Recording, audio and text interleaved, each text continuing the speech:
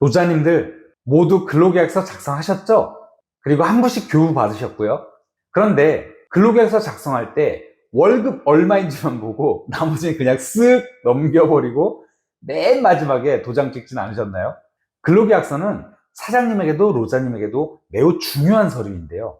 오늘은 근로계약서에 적힌 내용 중 꼭 확인해야 되는 9가지를 말씀드리려고 해요. 이제부터 9가지를 꼭 확인하고 도장 찍으셔야 해요.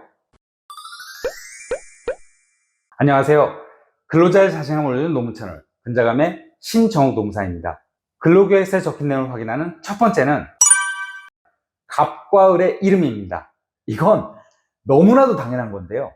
노자님의 이름과 생년월일 주소 그리고 연락처가 정확하게 기재되어 있는지 확인하셔야 돼요. 그리고 사장님의 이름, 상호, 사업자 등록번호, 사업장 주소가 정확한지 확인하셔야 하고요. 물론 회사에 취직하신 경우에는 대표이사 개인 이름보다는 그 법인 이름이나 상호가 맞는지 확인하시면 돼요.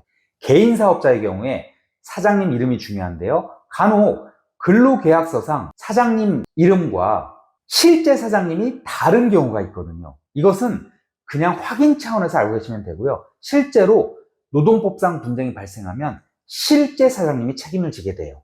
둘째, 입사일자 확인.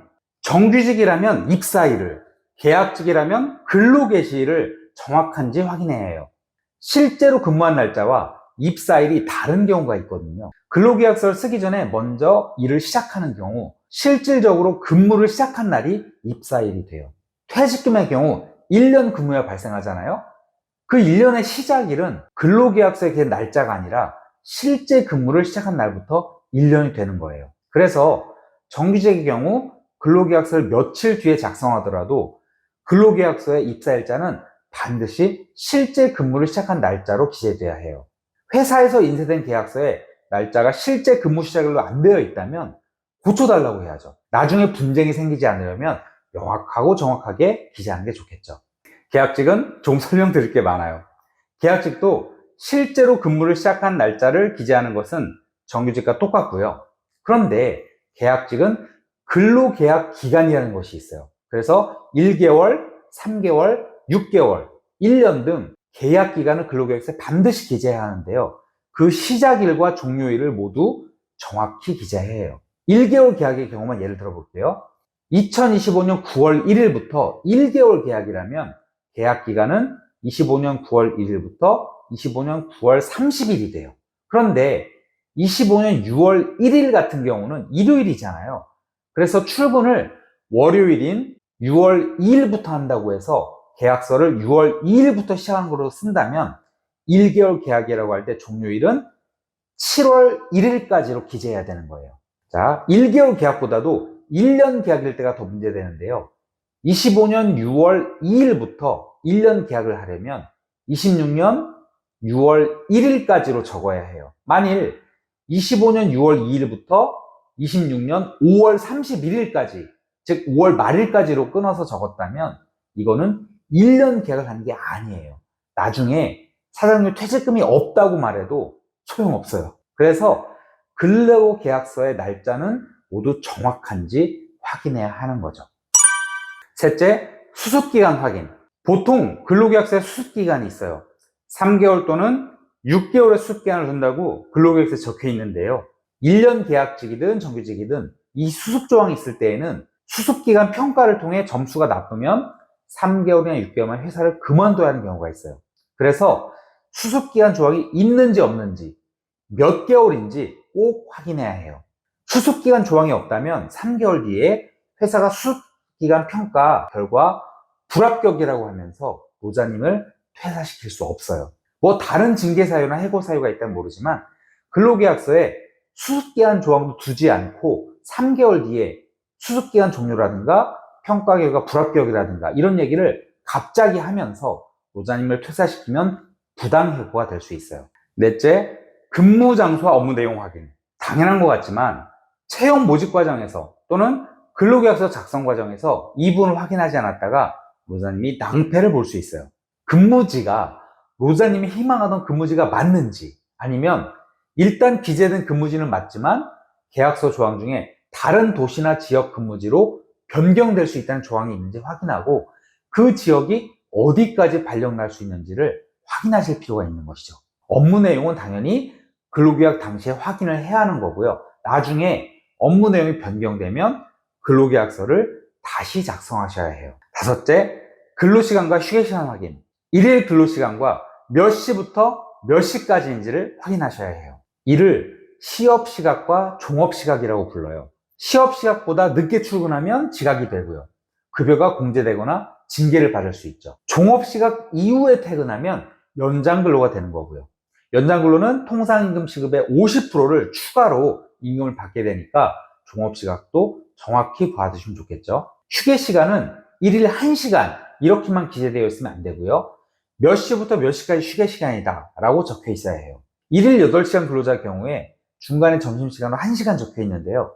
식사시간을 포함해서 1시간 부여하면 적법한 거예요. 휴게시간은 근로시간을 보지 않으므로 임금으로 계산되지 않고요. 근로시간에서 빠지게 되죠. 그래서 근로계약서에서 9시부터 오후 6시까지 근무한다고 되어 있으면 모두 9시간이잖아요.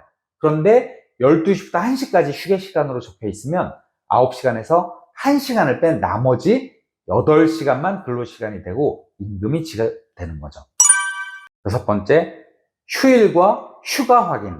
상시 5명 이상 사업장이라면 유급휴일에 주일 또는 일요일, 근로자의 날, 공휴일 및 대체 공휴일이 반드시 유급휴일로 근로계약서에 적혀 있어야 해요. 휴가는 연차 유급휴가 조항이 있는지 확인하시면 되고요.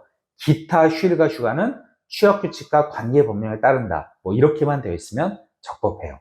일곱 번째, 임금의 항목과 금액 확인. 임금은 월급 300만 원, 이렇게만 되어 있으면 안 돼요. 월급의 합계는 300만 원인데 그 안에 기본급 210만 원, 식대 20만 원, 교통비 20만 원, 고정상여 50만 원, 통신비 10만 원 등과 같이 항목별로 금액이 얼마인지 구체적으로 적혀 있어야 해요.